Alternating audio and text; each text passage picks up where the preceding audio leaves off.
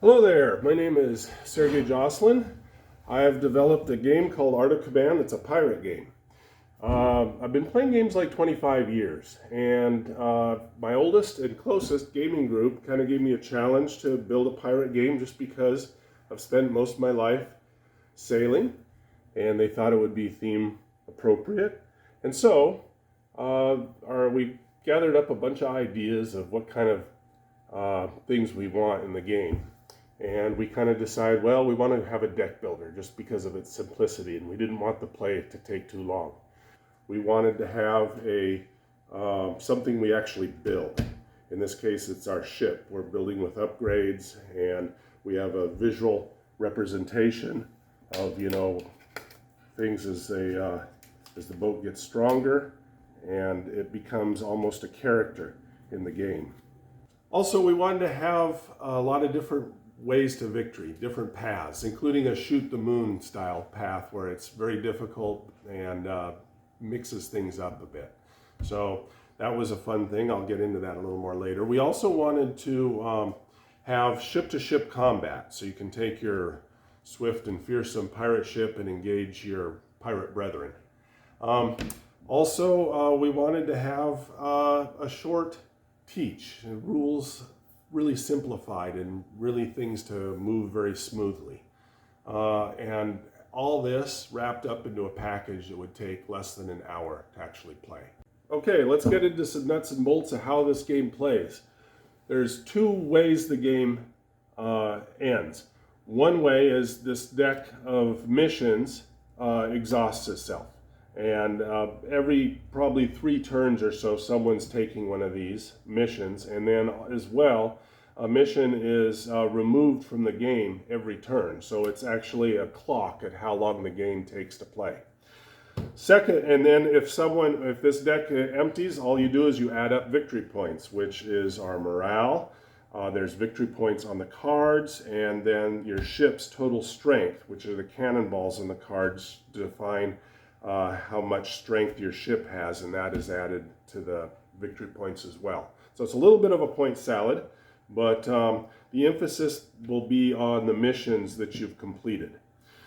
Second way that the game ends is if you knock all your opponent's morale down to 0. Our morale starts at 20, and you can have a possible morale of 25. And since it adds to the victory points, you want to keep your morale high if you can.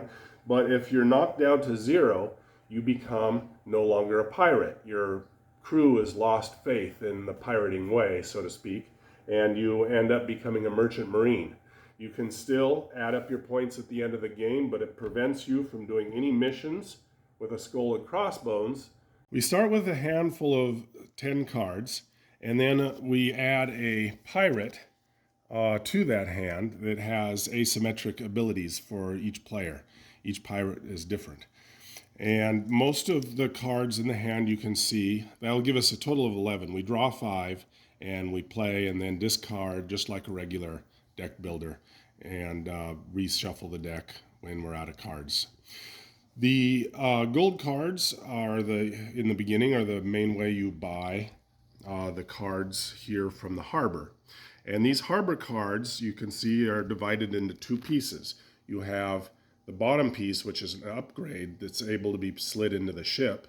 The top part is the ability of the card when it's in your hand and you're playing it. So when you slide this into the ship, it would go something like that, where I think I showed you earlier, cannon goes in here, and you can get and put cargo in here, and so on. The cannonball shows how much strength you are putting into your ship as far as attack value. So as this increases, the cards, like this is crew strength, draw 1 card for each 3 points of ship crew strength. I start with 2. When I put another crew card into the ship, see now I have 4, so I would be able to draw another card. So that's kind of how the Art of Command cards work. We start with 11, that way you don't know what your second hand's going to necessarily be. I know a lot of deck builders start with 10 and you draw 5, and so you always know what the second hand's going to be. So that is pretty much how the cards work. When you draft a card into your hand by paying its cost, gold, you can either put it in your hand, and then you're using this ability, and then you can, at a later point, pay 4 more to put it into your ship. Or when you first buy the card, you can spend 2 more to put it directly into the ship, bypassing altogether your hand ability. At the end of the turn, you will draw up to 5 cards. Okay, every turn you have to make a choice. Are you going to draw cards from the harbor, upgrade your ship, improve your cards in your deck? Or are you going to complete a mission? And you find out which mission you can afford by, if you look at these cards, I need to have a crew strength of 2, a sails of 4, a gun of 1, and a cargo of 4. Well, if we look at my crew, I have 5 crew. It's the numbers on top of the cannonball. So I have 5 crews. So I have that. I do not have 4 sails. I only have 3 sails. But there is one right here that I can accomplish. And you have to be keeping an eye on these. So this is 1 crew, 2 sails, which we do, 4 guns, which we have 3. Oh, no, I can't do that one either. I'm sorry. It's this one here. With 1 crew, 2 sails, 3 guns, and 2 cargo. I have 4 cargo, 3 guns. So I can accomplish this right now. So on my turn, instead of doing the harbor buying and so forth, I just only go on a mission. I put the card in my forecastle there, and I take the rewards, which would be 5 victory points, and this lets me increase my morale by 1. That's how you do missions.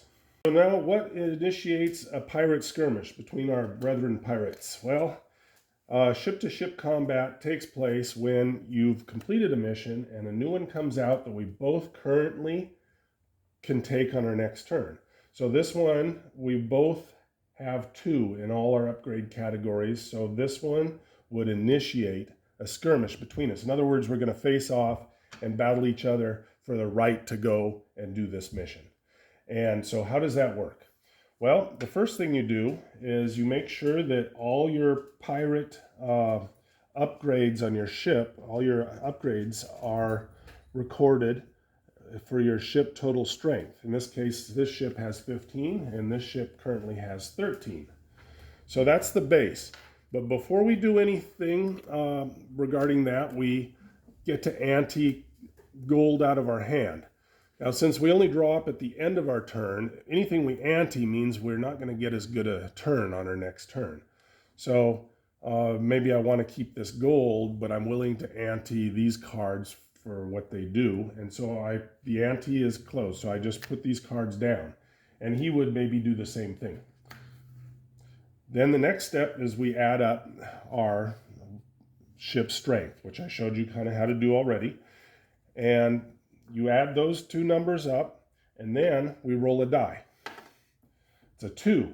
If you look on the cards, all the upgrade cards have a number on them over a dice. That number means that if we roll a 2, this card has a 2, there's the 2 there. This card, being a 2, would activate. And sometimes there's abilities on the bottom of the card, like you get to kill an opponent's crew or steal some sails or something like that. This one, though, since there's no thing on the bottom, you just simply take the 3 and double it. So I have 15, and since I just have only 1 card with a 2 on it for the skirmish, I would just add 3 more. So that would be 18. Plus 7 more.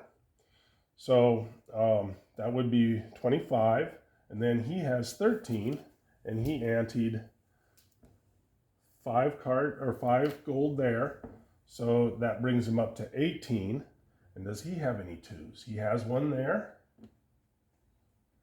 And that's it. So it'd be 18 plus another 2, which would be 20.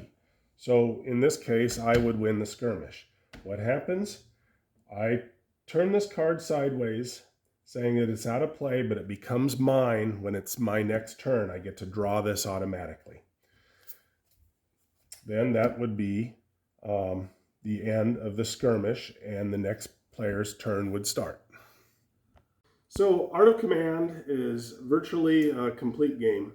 I've played with a lot of different game groups. A lot of people had very positive response. It does play within an hour, which makes it exciting because we can usually play it twice when I go places.